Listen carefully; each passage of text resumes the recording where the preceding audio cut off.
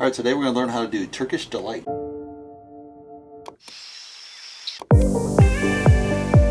Alright, the question of the day is, who is the inventor of Turkish Delight?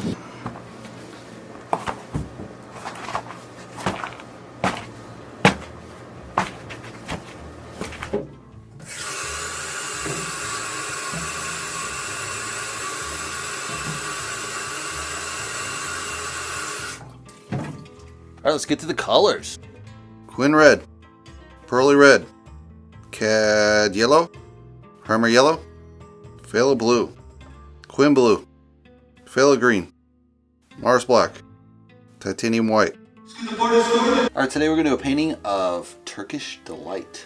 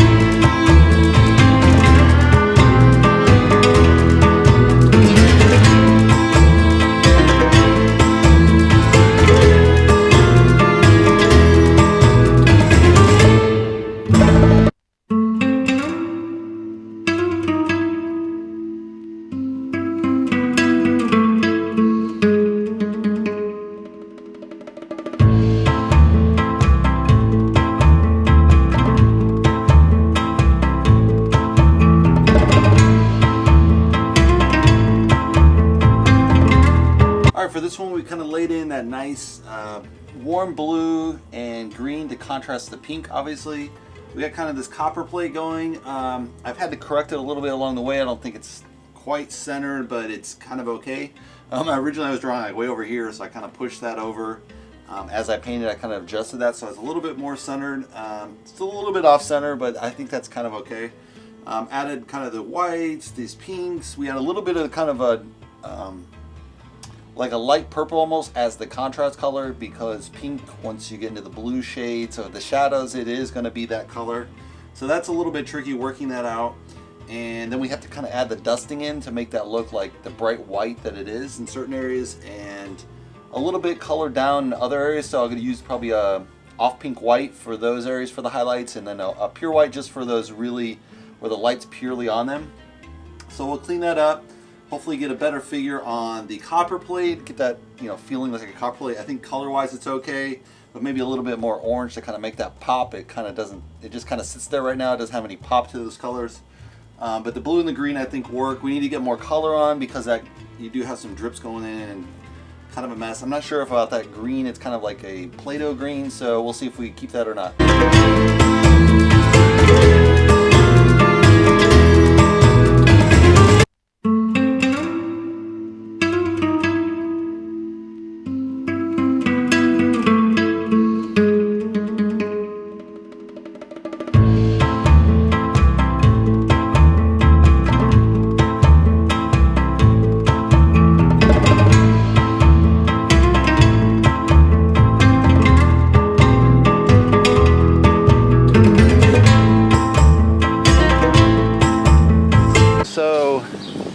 In 1777, there was this company opened by Haji Bakir, and he changed his name after he did the Hajj, which is the Muslim holy journey to Mecca and then back, and then he settled in Constantinople, which is now Istanbul.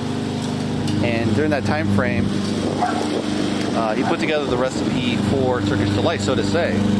And that's basically starch, sugar, and a kind of gel. So it forms this gel and paste.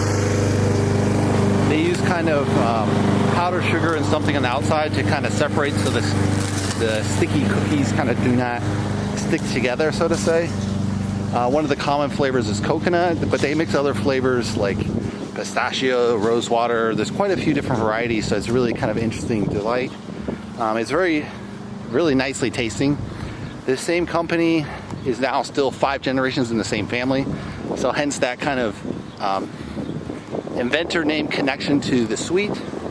But if you look back historically, there was actually similar sweets in Arabia, which is kind of where the guy took his Hajj, so maybe he actually got it from Arabia, but also in Persia.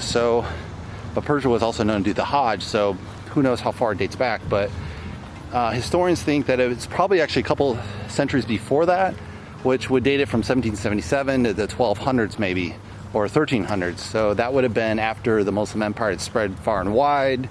So, you know, being from Persia or Arab would make sense, in the sense that both of those are Hajj routes, so to say, because Persia has its own holy Islamic sites for the Persians, and Persian would make the Hajj, so it might just be from Arabia, who knows.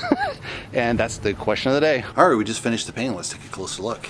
All right, so we have this nice dark, kind of rich blue background with the Turkish Delight kind of standing on the plate, just stacked on top of each other. I think it feels pretty much like Turkish Delight if you've ever had it. It has that kind of that powdery substance. Maybe I should have added some powder on top of the dish, but I kind of want to make that stand out, the copper. I don't know if it reads exactly like copper. You know, I could have worked that a little more, maybe a little more orange in the dish. I got this green with a little bit of drips kind of coming through. Not crazy about the painting. I think it works. It does read like Turkish Delight over camera, so I think it looks better on camera per se than in person, but that's just my take. Maybe it'll dry a little better. We'll see. Hopefully you guys like it. Give me a thumbs up, and I would recommend eating it too. If you'd like to see the full version, check my Patreon account. If you'd like to subscribe, you can subscribe below, and I'll see you in the next painting video. Thanks for watching, guys.